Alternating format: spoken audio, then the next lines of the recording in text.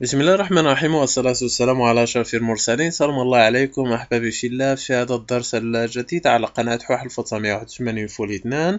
في هذا الدرس الجديد سوف نتعرف على طريقة تغيير رقم هاتفك الشخصي وأيضا صوتك عندما تريد التكلم مع أي شخص عبر الهاتف. فقد تريد وضع رقم هاتف آخر يظهر لهذا الشخص عوض رقم هاتفك الشخصي. لهذا سوف نتعرف على تطبيق هو الأفضل في هذا المجال أحباب في الله.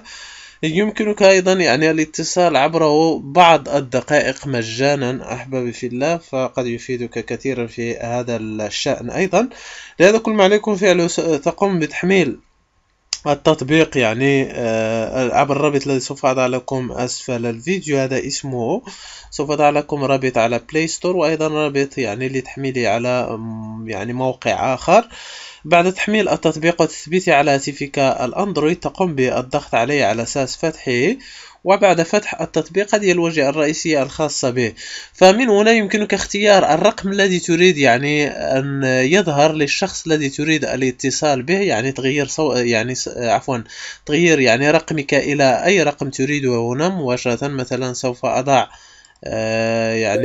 رقم مثلا 66 ثلاثة مثلا بهذا الشكل، رقم عشوائي يمكنك اختياره من قائمة الاتصال الخاصة بك. أي رقم، قد يكون أخ هذا الشخص أو أبوه أو شيء من هذا القبيل.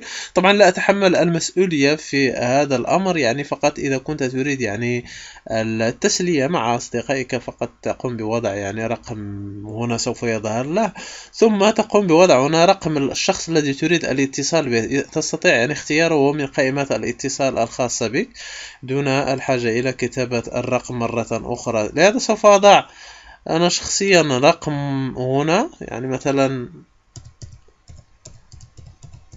هذا الرقم مثلا سوف أقوم بكتابته، ثم أقوم بالضغط على هنا للاتصال به، وسوف يظهر له الرقم الأول أحبابي في الله. سوف تضغط هنا مباشرة وسوف يبدأ الاتصال.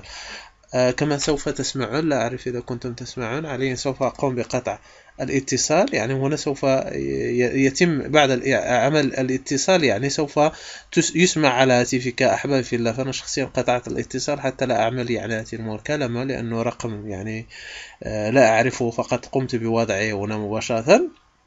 بعد قطع الاتصال بطبيعة الحال أو بعد الاتصال يمكنك مباشرة تغيير صوتك قبل الضغط على ديال هنا على أساس بدء الاتصال. فيمكنك الضغط على الإعدادات هنا أحبابي في الله، ثم تضغط على Change Voice، ثم تغيير صوتك إلى رجالي أو نسائي. يمكنك اختيار مثلا صوت النساء، ثم تضغط على Accept وخلاص يمكنك الاتصال. طبعا تغيير الصوت على هذا البرنامج لا يكون بشكل جيد عند تغييره، لهذا سوف أضع لكم في مستقبل الدروس برنامج لتغيير صوتك أيضا إلى أصوات مختلفة عند التكلم مع أي شخص عبر الهاتف.